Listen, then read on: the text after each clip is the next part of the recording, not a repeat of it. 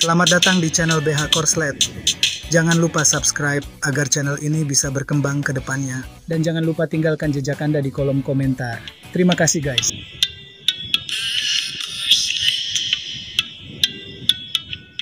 Bab 242. Begitu panggilan tersambung, pihak lain langsung menutup telepon. Lalu sebuah pesan datang. Jangan menelepon. Anak saya baru saja tertidur. Keira bingung. Seorang anak. Dia agak bingung. Ia mengira orang yang menjebaknya pastilah seseorang yang berpikiran gelap dan penuh perhitungan, dan pasti mempunyai rencana jahat, tetapi sekarang tiba-tiba muncul seorang yang mempunyai anak. Dan dalam benaknya, muncul gambaran seorang wanita yang kebingungan. Dia membalas pesan itu. Siapa kamu? Responsnya datang dengan cepat. Keira, aku hanya peduli pada kepentingan terbaikmu. Dengarkan aku, jangan pernah bercerai.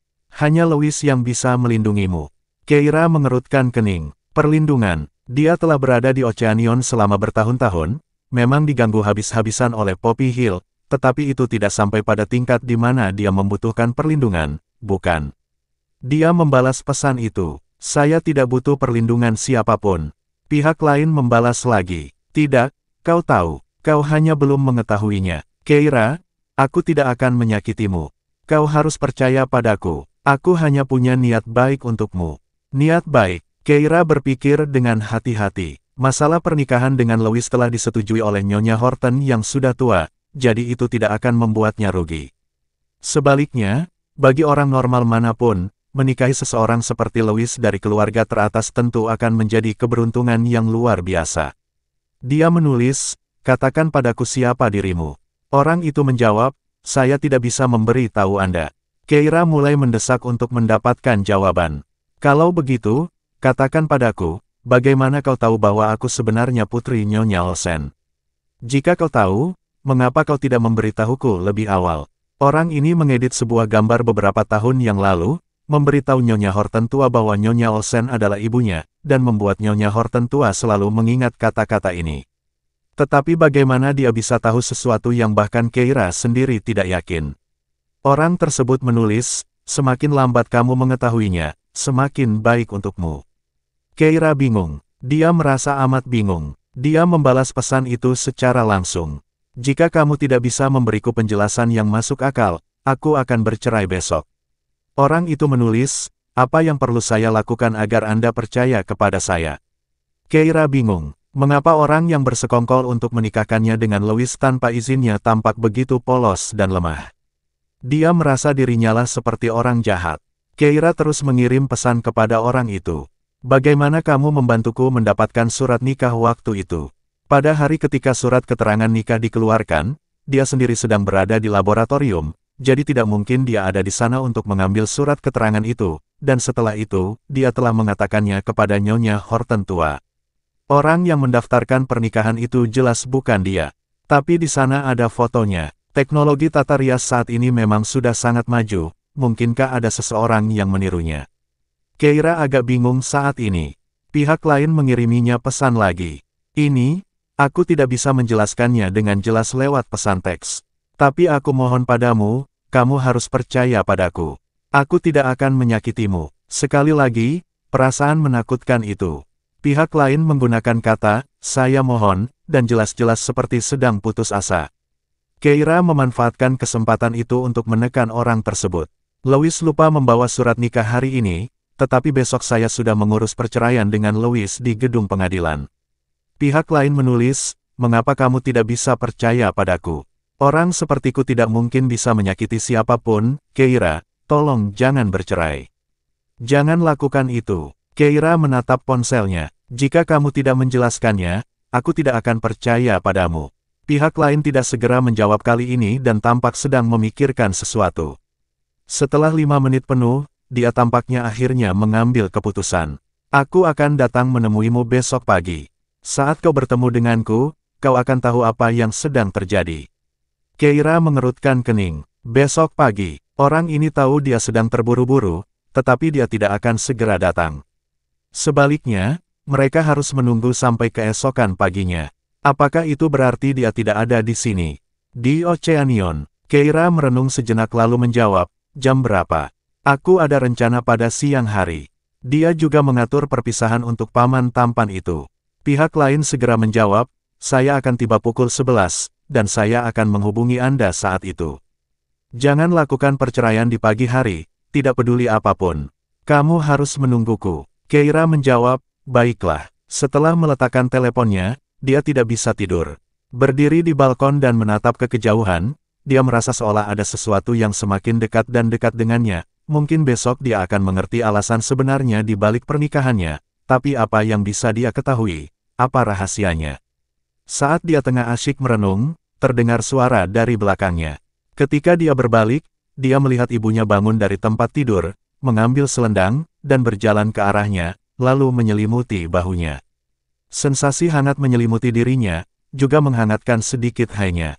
Ekspresi Keira melembut. Bu, kenapa ibu belum tidur? Mungkin karena kegembiraan berbagi tempat tidur dengan putriku untuk pertama kalinya, Nyonya Olsen menatapnya. Keira, apakah kamu benar-benar tega melakukan perceraian ini? Keira terdiam sejenak. Tidak, Nyonya Olsen tampaknya tidak menduga jawaban yang tegas seperti itu dan tiba-tiba melangkah maju, melingkarkan lengannya di sekitar Keira, dan menyandarkan kepalanya di bahunya. Tangannya menepuk punggung Keira dengan lembut sambil berbicara dengan lembut. Keira, cinta itu manis tapi juga pahit. Kalau kamu mau menangis, silakan saja. Aku tidak akan menertawakanmu. Mendengar ini, hidung Keira terasa geli. Emosi yang terpendam dalam hatinya seakan tak terkendali, meluap dari dadanya. Dia ragu sejenak, ingin mengatakan sesuatu, tetapi saat dia mulai berbicara, isak tangis yang tak terkendali keluar darinya. Segera setelah itu, air mata besar mulai mengalir. Dia tidak tahu apa yang telah menguasainya. Mungkin karena cintanya yang berakhir tanpa solusi. Atau mungkin karena ketidakadilan yang dialaminya selama 22 tahun terakhir. Tanpa terlihat olehnya, sebuah Bentley hitam diparkir di luar halaman di jalan. Louis duduk di kursi belakang dengan tenang. Pengemudi tidak berani bernapas terlalu keras. Hari ini suasana hati Tuan Horton sedang tidak baik. Setelah pergi ke kantor, dia menyelesaikan semua pekerjaan yang harus dia lakukan minggu ini. Dia tidak pulang pada sore hari untuk menangani urusan internasional tetapi tetap tinggal di Horton Group. Setelah bekerja, dia tidak pulang tetapi malah datang ke sini. Namun dia tetap diam, menatap kediaman Olsen. Tepat ketika pengemudi merasa dia akan menjadi gila, Louis tiba-tiba berkata, ayo pulang. Sang supir mendesah lega, dia menyalakan mobil, dan dalam perjalanan kembali ke Horton, dia mencuri pandang ke arah Louis melalui kaca spion, melihat bosnya dengan mata tertutup. Entah mengapa, bosnya yang biasanya berwibawa tampak menyedihkan. Mobil segera tiba di kediaman Horton. Setelah keluar dari mobil, Louis berjalan menuju halaman Nyonya Tua Horton tanpa mengucapkan sepatah kata pun. Saat dia mendekat, dia melihat pengemudi dari rumah lama Horton berjongkok di dekat gerbang, tampak sangat bosan. Namun saat melihat Louis, dia langsung berdiri. Tuan Horton, Anda akhirnya kembali. Ada paket untuk Anda, paket itu dikirim ke rumah kediaman lama. Bab 243. Sopir dari rumah lama Horton telah menunggu sepanjang hari. Ia bermaksud langsung menyerahkan barang itu kepada Fiona dan pergi, tetapi Tuan Horton bersikeras agar ia yang mengantarkannya sendiri kepada Louis. Jadi dia akhirnya menunggu sepanjang hari. Fiona mengatakan Louis biasanya kembali pada siang hari, namun hari ini, dari semua hari, dia tidak kembali tepat waktu. Dia tiba dengan mobil pada tengah malam pada malam sebelumnya, sangat kelelahan. Dia bahkan tertidur di luar, di bawah terik matahari. Sambil mengucek matanya, sopir itu menyerahkan paket itu kepada Louis dan langsung tidur di kamar yang telah disiapkan Fiona untuknya. Louis sedikit terkejut. Dia menatap bungkusan di tangannya tetapi tidak merasakan apapun. Kurir telah melakukan pengiriman langsung, jadi tidak ada nama yang tertulis di sana. Louis hanya bertanya-tanya apa yang telah dikirim ke rumah keluarga lama. Dia tidak masuk ke kamar tidur dengan paket itu, tetapi masuk ke ruang kerjanya dan mengirim pesan kepada Tom. Ada rapat, sibuk dengan urusan internasional di sore hari, dia tidak mengurusi urusan perusahaan. Malam itu, ia bersiap bekerja lembur, membuat dirinya sibuk. Ia tidak mau membiarkan dirinya menyia-nyiakan waktu untuk memikirkan hal yang tidak penting, hanya dengan menyibukkan diri ia bisa merasa lebih baik. Tampaknya dia bisa menghindari masalah-masalah yang mengganggu itu. Louis membenci perilaku seperti itu dari dirinya sendiri. Namun dia tidak dapat menahan diri untuk tidak bertindak seperti ini. Setelah Tom meminta diadakannya pertemuan internasional, 5 jam kemudian, semua orang tercengang. Saat itu jam 2 pagi. Louis biasanya sangat memperhatikan kesehatan, tidak mau menerima laporan pekerjaan setelah tengah malam, dan dia selalu jogging pada waktu yang ditentukan setiap pagi. Tapi hari ini, apa yang terjadi? Baru setelah langit mulai cerah di pagi hari Louis berhenti bekerja, tetapi ia tidak tidur. Pandangannya hanya melirik bungkusan di depannya sebelum ia berganti pakaian dan pergi lari. Malam tanpa tidur lagi, tepatnya, dia tidak tidur selama 2 malam. Louis terlihat agak lebih acak-acakan, dan larinya agak kurang menggembirakan. Rasa frustrasi itu tiba-tiba membuatnya memacu kecepatan tinggi, melesat sejauh 5 km dengan langkah yang cepat. Baru ketika dia kembali ke kamar tidur dalam keadaan basah kuyup oleh keringat, dia melangkah ke kamar mandi. Air dingin mulai mengalir, seluruh tubuhnya yang lelah, dan rasa sakit yang seolah terpendam dalam hatinya meledak bagai katup yang dibuka paksa. Louis tiba-tiba mendongak, air pancuran membasahi wajahnya, dan tangannya terkepal erat. Setelah mandi, Louis melirik ke langit luar. Saat itu sudah pukul 7 pagi dan hari sudah terang. Dia punya janji dengan Keira hari itu untuk mengurus perceraian mereka. Memikirkan hal ini, ketenangan yang baru saja ia dapatkan kembali membebaninya sekali lagi. Keira juga tidak tidur nyenyak malam itu. Pesan teks yang dikirimnya membuatnya merasa situasinya tiba-tiba tidak dapat diprediksi. Siapa orang asing itu? Mengapa mereka tidak ingin dia bercerai? Ketika memikirkan masalah ini, kesedihannya atas perceraian yang akan terjadi memudar tanpa dia sadari, meninggalkan dia dalam perenungan yang mendalam. Dia berpakaian dan turun ke bawah.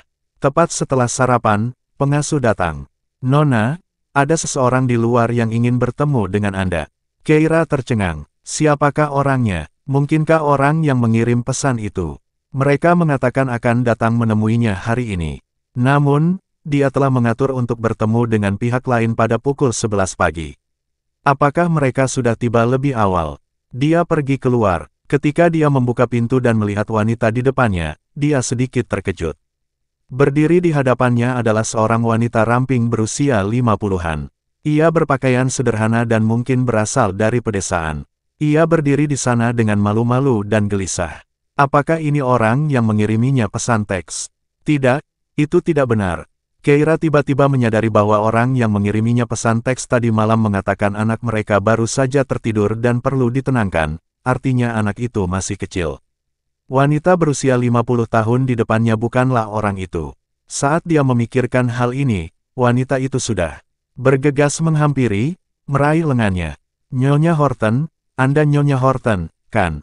Keira mengerutkan kening. "Siapa kamu?" "Saya Ibu Madeleine." Setelah wanita parubaya itu selesai berbicara, Keira segera menyadari masalah sedang terjadi. Dia menyalahkan dirinya sendiri karena tidak tidur nyenyak selama 2 tahun terakhir, yang membuat pikirannya berdetak lebih lambat setengahnya, sehingga memungkinkan wanita itu memanfaatkan kesempatan. Dia ingin mundur dan menutup pintu, tetapi wanita itu sudah mencengkeram pakaiannya erat-erat. "Nyonya Horton, mari kita bicara." Keira berkata dengan acuh tak acuh, "Aku tidak punya apapun untuk dibicarakan denganmu." Belum sempat dia berkata demikian, 3 atau 4 wartawan tiba-tiba muncul dari sudut jalan, semuanya mengarahkan kamera ke arahnya.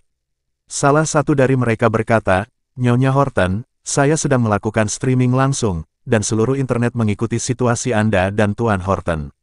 Kami ingin tahu, apa sebenarnya yang sedang terjadi? Apakah Anda tahu dia punya pacar saat Anda bersama Tuan Horton? Apakah Anda, wanita lain yang ikut campur dalam hubungan mereka? Nyonya Horton, apakah Tuan Horton sekarang berencana untuk menutup mata terhadap hidup dan matinya Nona Davis? Bagaimana Anda berencana menghadapi wartawan dan publik? Apakah Anda tidak merasa bersalah? Nyonya Horton, apa pendapat Anda tentang masalah ini?" Keira mengerutkan kening, menatap dingin ke arah sekelompok orang di depannya. Dia tidak pernah peduli dengan opini publik, tapi orang-orang ini telah menemukan rumahnya, yang dapat menyebabkan masalah bagi ibunya. Dia berkata, "Maaf, ini masalah pribadi, dan saya lebih suka tidak mengungkapkannya." Hampir segera setelah dia mengatakan itu, Ibu Madeleine berlutut di depan Keira. Dia berulang kali membenturkan kepalanya ke tanah sampai dahinya berdarah sebelum dia berhenti. Para wartawan segera mengarahkan kamera mereka ke wajahnya, memperlihatkan lukanya. Ibu Madeleine berteriak, "Nyonya Horton, Anda orang baik, dan Anda berasal dari keluarga baik," tetapi Madeleine tidak punya apa-apa. Dia tidak menginginkan uang atau keuntungan apapun. Dia hanya ingin bersama Tuan Horton. "Tolong, biarkan mereka bersama." Setelah Ibu Madeleine selesai berbicara, dia kembali membenturkan kepalanya ke tanah dengan keras. "Dia akan mati tanpa Tuan Horton. Aku tidak peduli apakah kamu adalah wanita lain, apa sebenarnya yang terjadi antara kamu dan Tuan Horton, atau siapa yang benar-benar dicintai Tuan Horton. Aku hanya ingin mengatakan bahwa Madeleine menyelamatkan nyawa Tuan Horton saat dia masih kecil, dan dia berjanji untuk menikahinya. Keadaannya sekarang ini semua karena Tuan Horton, jadi dia harus bertanggung jawab atas dirinya." Keira menatapnya dan kemudian menatap para wartawan yang sudah menunjukkan simpati di wajah mereka, lalu dia tertawa dingin. Madeleine telah dianiaya oleh orang tuanya saat ia masih kecil, yang menyebabkan masalah psikologis padanya. Dari mana datangnya gambaran ibu yang baik hati ini? Ini jelas merupakan tipu muslihat lain dari cabang pertama keluarga Horton. Selena itu tidak bisa melepaskannya. Sementara itu, di keluarga Horton, sopir dari rumah lama Horton terbangun dan tiba-tiba menyadari bahwa ia telah melupakan sesuatu yang sangat penting. Tuan tua Horton telah mengatakan kepadanya bahwa dia harus memberitahu Louis bahwa paket itu untuk Stubborn 5. Itu adalah paket yang telah dia tunggu selama bertahun-tahun. Mengingat hal ini, pengemudi itu menepuk kepalanya, berdiri, berjalan keluar, dan bersiap menemui Louis untuk menyampaikan pesan. Saat dia melangkah keluar, dia melihat Louis melangkah menuju area parkir. Sang sopir pun langsung mempercepat lajunya, mengejarnya sambil berteriak, "Tuan Horton, Tuan Horton, Tuan Horton senior meminta saya untuk memberitahu Anda bahwa paket itu adalah paket yang telah Anda tunggu selama bertahun-tahun." Bab 244. Louis sedang melangkah menuju mobilnya saat ini. Dia menatap teleponnya. Di telepon ada siaran langsung dari pintu masuk kediaman Olsen. Ibu Madeleine telah membuat Keira terpojok.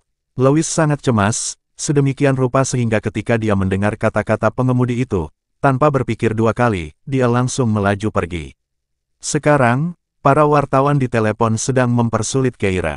"Nyonya Horton, Ibu Nona Madeleine memohon padamu, tidak bisakah kau katakan sepatah kata pun? Itulah kehidupan manusia, bagaimana bisa kau begitu berhati dingin? Apakah Anda dan Tuan Horton benar-benar berencana meninggalkan Nona Madeleine untuk mati? Karena sudah disepakati bahwa Nona Madeleine akan menikah dengan Tuan Horton, mengapa Tuan Horton berubah pikiran? Apakah karena Anda ikut campur? Nyonya Horton, tidakkah Anda merasa bersalah? Di tengah malam, tidakkah Anda tiba-tiba merasa takut?" Pertanyaan para wartawan menjadi semakin rumit. Komentar-komentar pelecehan juga tersebar di obrolan siaran langsung. "Sial, seorang wanita simpanan mengambil alih. Saya merasa bahwa karena kamu sudah berjanji, kamu harus menepatinya. Bagaimana kamu bisa meninggalkannya jika dia sedang sakit mental? Bukankah ini definisi menggigit tangan yang memberimu makan? Jika Nona Madeleine tahu saat ia dewasa bahwa orang yang ia selamatkan akan memperlakukannya seperti ini, aku jadi bertanya-tanya apakah ia yang lebih muda akan tetap menyelamatkannya." Versi nyata dari kisah petani dan ular berbisa. Itu bahkan bukan hal terpenting. Bukankah hal terpenting tentang Nyonya Horton? Dia tidak mengatakan sepatah kata pun. Apakah dia berencana untuk berpura-pura mati? Tuduhan publik membuat Louis menginjak pedal gas dengan marah. Dia tahu komentar-komentar itu tidak akan menyakiti Keira. Ketahanan mentalnya selalu kuat, tetapi meskipun begitu, dia tidak ingin Keira terluka sedikit pun. Dia menerobos lampu merah dan ngebut sepanjang jalan. Dia ingin memberitahu wartawan bahwa itu sama sekali tidak seperti itu. Dia ingin membantu membersihkan nama Keira. Namun, saat ia baru saja berbelok, suara Keira yang khas dan dingin terdengar dari siaran langsung. "Karena kalian semua sangat tertarik dengan kehidupan pribadi kami sebagai pasangan, maka hari ini aku akan meluangkan waktu untuk menjelaskannya secara menyeluruh di sini." Mendengar ini, Louis mengerutkan kening. Keira adalah wanita yang tidak banyak bicara, tidak pandai menjelaskan. Apakah dia kewalahan dengan tekanan hari ini? Saat dia sedang merenung, dia mendengar suaranya lagi. "Apakah kamu pernah bermain rumah-rumahan?" Semua wartawan sedikit terkejut, lalu seseorang menjawab, "Ya." Ketika kamu bermain rumah-rumahan dan mengatakan kepada seorang gadis bahwa kamu akan menikahinya saat kamu dewasa, apakah kamu benar-benar menikahinya saat kamu dewasa? Para wartawan langsung bingung. Seseorang bereaksi dengan cepat, jelas seseorang yang diatur oleh cabang pertama keluarga Horton. Anda tidak bisa mengatakannya seperti itu. Kita hanya bermain-main, tetapi situasi Tuan Horton dan Nona Madeleine jelas berbeda. Nona Madeleine menyelamatkan nyawa Tuan Horton. Keira menatap reporter itu dan tersenyum. Ya, dia menyelamatkan nyawanya, bukan. Jadi, apakah karena dia menyelamatkan nyawa Tuan Horton, dia jadi depresi? Wartawan itu terdiam. Keira kemudian menundukkan matanya dan melanjutkan. 5 tahun lalu ketika Tuan Horton menemukannya, Madeleine sedang dipukuli oleh ibu dan ayahnya, yang ingin menjualnya kepada orang lain sebagai menantu perempuan mereka. Nyonya Davis, pada waktu itu, Anda tentu tidak memiliki cinta untuk putri Anda seperti yang Anda miliki sekarang. Pernyataan ini membuat Ibu Madeleine tercekik dan kemudian dia meratap. Saya hanya ingin dia menikah. Saya tidak ingin dia mati. Tahukah kamu bagaimana penyakit mental Madeleine muncul?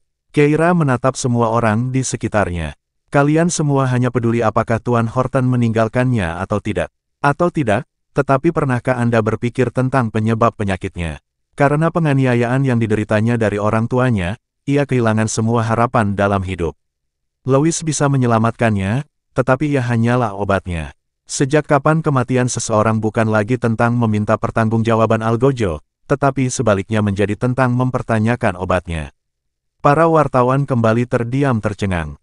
Keira melangkah maju. Madeleine telah menderita depresi berat dan autisme selama 5 tahun. Jika dia menikah, seperti apa keadaannya sekarang? Entah menjalani hari-harinya dalam keadaan linglung atau dia pasti sudah melompat dari gedung, bukan? Daripada, seperti sekarang, secara rasional memberitahu semua orang bahwa dia akan mati tanpa Tuan Horton. Semua wartawan dan orang yang menonton siaran langsung terdiam. Keira melanjutkan, selama bertahun-tahun ini, jumlah uang yang dihabiskan Madeleine untuk pengobatan di dalam dan luar negeri adalah sesuatu yang tidak dapat ditanggung oleh keluarga biasa. Dan ketika dia memilih untuk kembali ke negaranya, Tuan Horton mendirikan rumah sakit jiwa di sini untuknya. Selama 5 tahun ini, kapanpun dia menelepon, Tuan Horton selalu siap sedia. Saya meminta Anda semua, siapa yang dapat melakukan itu? Sekarang, karena Madeleine sakit parah dan mencoba bunuh diri, Anda menyalahkan Tuan Horton karena obatnya tidak diberikan tepat waktu.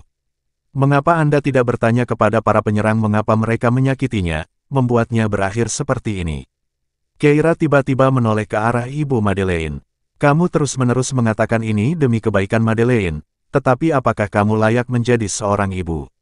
Ibu Madeleine menelan ludah. Aku tidak peduli, putriku akan segera meninggal sekarang, dan itu karena Tuan Horton.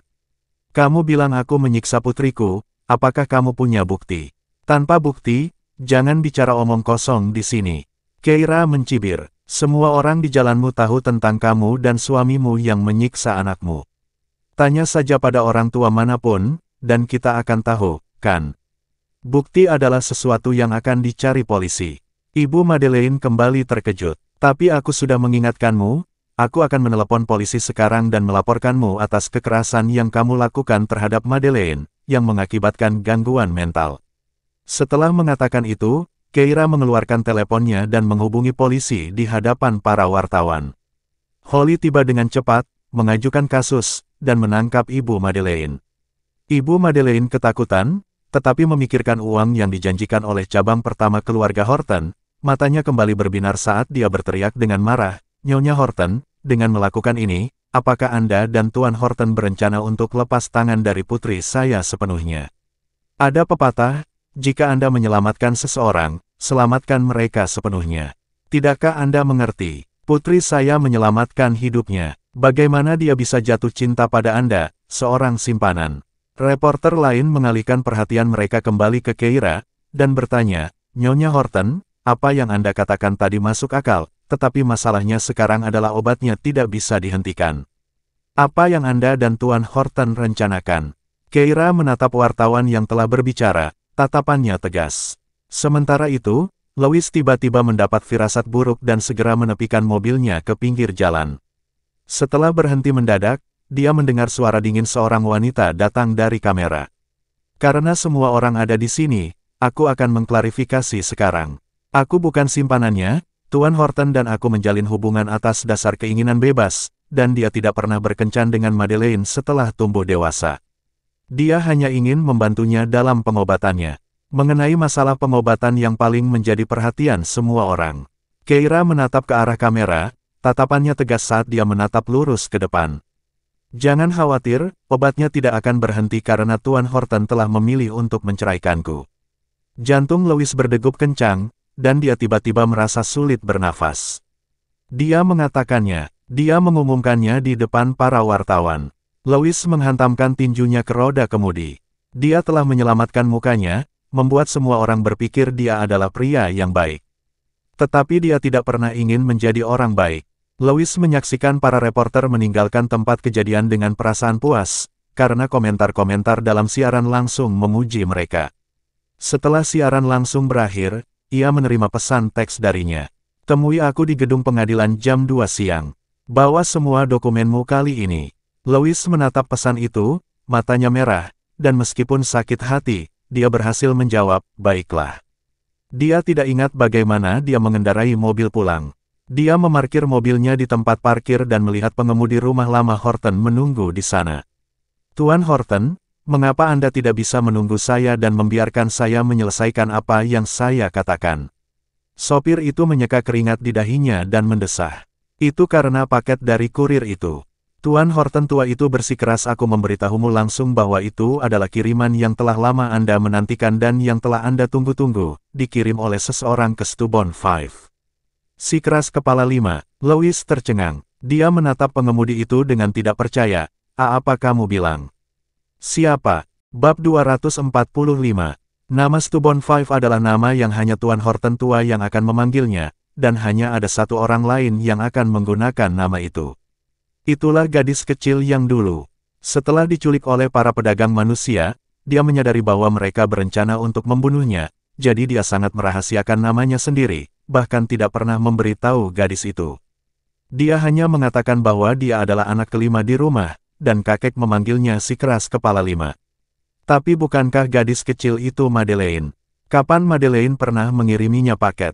Louis menatap sopir keluarga tua itu dengan bingung dan bertanya, kapan paket ini dikirim? Apakah kakek lupa memberikannya kepadaku? Sopir itu menggaruk kepalanya. Tidak, paket itu sudah sampai malam sebelumnya. Tuan tua itu meminta saya untuk segera kembali ke sini malam ini untuk memberikannya langsung kepada Anda. Katanya Anda tadi mengatakan bahwa paket ini sangat penting bagi Anda. Tiba malam sebelumnya, mungkinkah itu sesuatu yang dikirim Madeleine kepadanya sebelum dia melompat? Suasana hati Louis tiba-tiba menjadi buruk. Dia menunduk dan menghela napas dalam, dimengerti. Dia memasuki ruang kerjanya lagi, tatapannya jatuh pada bungkusan itu, lalu dia berjalan mendekat dan mengambil kotak itu. Ia melihat di dalamnya ada kotak lain, yang terbungkus rapat dan aman dalam busa. Di sampingnya ada sebuah surat. Apa yang akan Madeleine katakan dalam surat itu? Ini pasti kata-kata terakhirnya, kan? Louis mencibir dengan nada ironis dan melempar surat itu kembali ke atas meja. Ia bersandar di kursinya dan melihat surat nikah di atas meja. Dalam siaran langsungnya, Keira mengatakannya dengan penuh tekad. Keengganannya akan sia-sia sekarang. Dia mengambil surat keterangan nikah dan melihat foto yang tertera di atasnya. Gadis itu tersenyum malu ke arah kamera, tahi lalat di sudut matanya persis seperti milik Keira.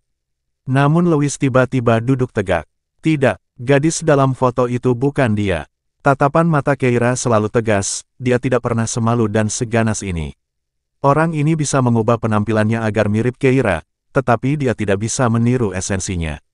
Louis mengatupkan rahangnya. Sekalipun wanita ini palsu, secara hukum, surat nikah ini asli. Saat Louis sedang merenung, pintunya diketuk. Dia mendongak dan melihat Nyonya Horton tua, ditopang oleh Fiona, berjalan masuk dengan gemetar. Louis segera berdiri. Nenek, Nyonya Horton tua mendesah. Anak nakal, apakah istrimu akan menceraikanmu? Louis tidak berbicara. Nyonya Horton tua berkata, Nak, ada beberapa hal yang harus bisa kau terima dan lepaskan. Jika kau tidak bisa menyelesaikan masalah Madeleine, maka kau tidak bisa menyeret istrimu ke bawah. Jika tidak, apa yang akan dia lakukan? Seberapa canggung situasinya saat ini. Louis mengatupkan rahangnya. Dia tidak pernah menyangka bahwa bahkan neneknya, yang sebelumnya berpura-pura sakit hanya dengan mendengar kata perceraian, sekarang tidak mendukungnya. Mulutnya terbuka dan tertutup, ingin mengatakan sesuatu, namun tidak tahu harus berkata apa. Perjuangan dan rasa sakit di dalam hatinya bagaikan monster yang dengan kejam mencakar paru-paru dan jantungnya. Dia mengepalkan tangannya erat-erat, suaranya serak. Nenek, selain kamu, aku tidak punya saudara-saudara dalam hidup ini. Dia satu-satunya yang ingin aku pegang. Aku tidak ingin melepaskannya. Saat dia selesai berbicara, Nyonya Horton sudah tiba di depannya, menepuk bahunya dengan lembut.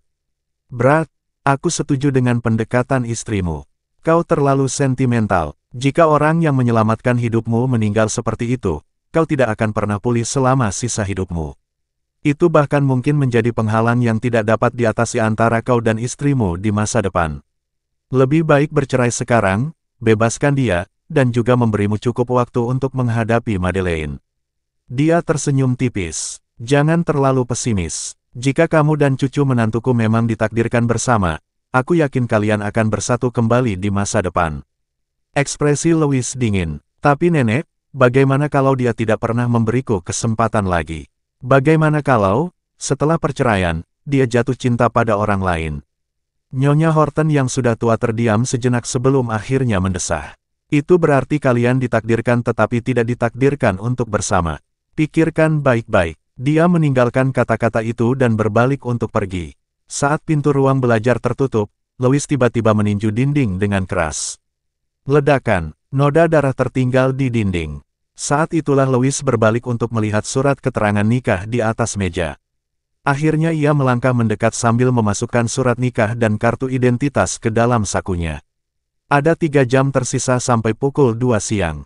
Dan dalam 3 jam, Keira tidak akan lagi menjadi Nyonya Horton. Louis terkekeh. Suara tawanya menyeramkan, tetapi mengandung kesedihan dan ketidakberdayaan, disertai rasa putus asa yang tak terelakkan. Dia bersandar di kursinya, tiba-tiba menyapu semua barang dari meja ke lantai. Lalu dia memeluk erat kepalanya. Tangannya gemetar. Beruntungnya, kotak itu terjatuh ke tanah dan tiba-tiba terbuka, dan cincin giok itu melompat keluar, menggelinding di lantai. Louis sedikit terkejut. Mengikuti suara itu, dia melihat ke atas dan melihat cincin giok itu berguling beberapa kali di lantai sebelum berhenti. Itu cincin giok. Saat melihat cincin giok itu, pupil mata Louis menyipit tajam. Cincin giok itu, bukankah konon katanya Ibu Madeleine menjualnya? Kok bisa ada di sini?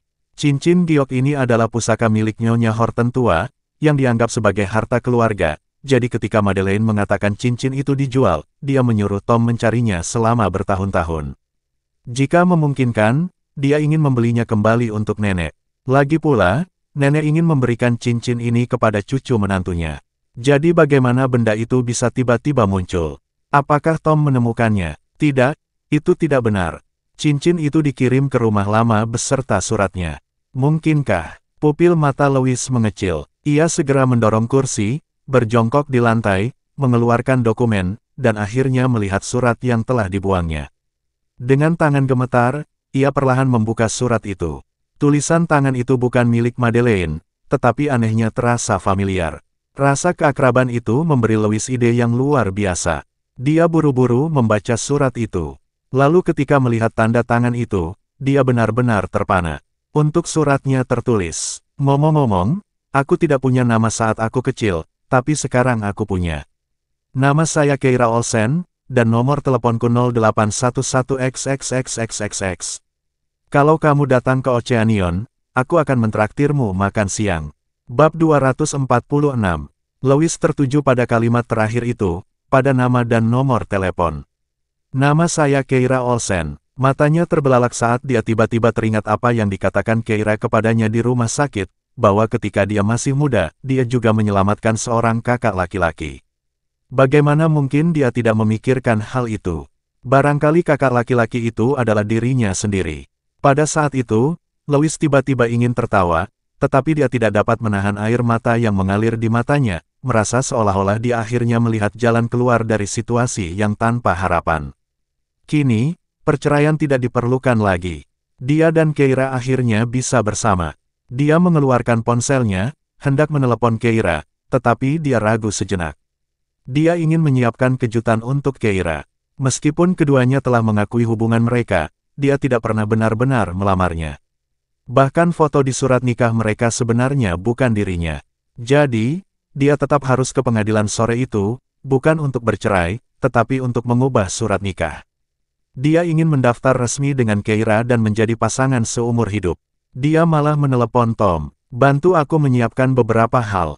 Setelah semuanya siap, Tom tidak dapat menahan diri untuk tidak ragu sebelum bertanya, "Bos, ini sepertinya lamaran pernikahan. Sepertinya Anda tidak akan bercerai, apakah Anda berencana untuk meninggalkan kesan yang tak terlupakan bagi Nona Olsen bahkan dalam perceraian?"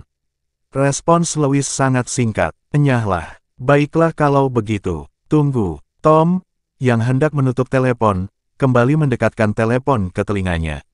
"Bos, ada perintah lain." Saat itu Louis sudah tenang. Dia mempercayai Keira, karena tahu dia tidak akan bercanda dengannya tentang hal seperti ini. Namun, ia juga bertanya-tanya, jika Keira bertanya, bagaimana ia harus menjawabnya? Bagaimana ia bisa salah mengira Madeleine sebagai Keira? Louis mengerutkan kening, ekspresinya berubah serius. "Bantu aku mencari tahu bagaimana Madeleine membodohi kita." Awalnya, ketika Madeleine kehilangan token tersebut, Louis curiga apakah itu asli. Tetapi kemudian, Madeleine tidak hanya menceritakan rincian waktunya yang dihabiskan bersama gadis kecil itu, tetapi bahkan detektor kebohongan tidak menunjukkan adanya fluktuasi. Detektor kebohongan itu termasuk salah satu perangkat paling canggih di dunia, yang dalam keadaan normal tidak akan membuat kesalahan kecuali orang tersebut telah menjalani pelatihan mata-mata. Madeleine adalah pasien gangguan jiwa, jadi bagaimana dia bisa menerima pelatihan seperti itu? Jadi, apa yang sebenarnya terjadi? Mendengar hal ini, Tom terkejut. "Bos, apa maksudmu dia membodohi kita?" Dia tiba-tiba mengerti. "Maksudmu, benar." Suara Louis bergetar karena kegembiraan. Orang yang menyelamatkanku saat itu bukanlah dia, melainkan Keira. Dia telah menghabiskan beberapa hari terakhir terobsesi dan merenungkan kunci untuk memecahkan kebuntuan itu. Tetapi dia tidak pernah menduga itu adalah dia. Syukurlah itu dia. Setengah jam kemudian, Tom menyampaikan hasil investigasinya kepada Louis. "Saya baru saja berbicara dengan dokter yang bertugas dan meminta Madeleine menjalani EEG lagi dan seterusnya, dan kami menemukan bahwa dia sama sekali tidak menipu kita." Louis mencibir, "Maksudmu Madeleine adalah orang yang dulu Keira berbohong?" Firasat dingin yang merasuki suara itu membuat Tom begitu takut sehingga ia langsung berkata, "Begitulah adanya." Setelah beberapa psikiater menyatukan semuanya, mereka sampai pada suatu kesimpulan. "Apa? Madeleine tidak menipu kita, dia menipu dirinya sendiri." Louis tercengang. "Apa maksudmu?" Tom mendesah. "Dokter mengatakan bahwa mereka telah memantau kondisi mental Madeleine selama bertahun-tahun, dan mereka menemukan bahwa kesehatan mentalnya memang sudah tidak normal sejak ia masih muda. Selama bertahun-tahun, alasan mengapa ia selalu bisa lolos uji detektor kebohongan adalah karena ia yakin bahwa ia tidak berbohong.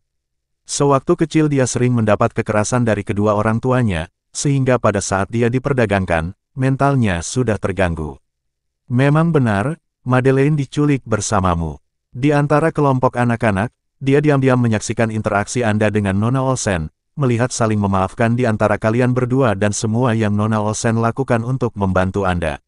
Dia mendengar janji-janji yang Anda buat kepada Nona Olsen. Ketika dia diselamatkan dan dikembalikan ke rumah, hanya untuk dianiaya oleh orang tuanya lagi, dia selalu merasa bahwa Anda akan datang untuk menyelamatkannya.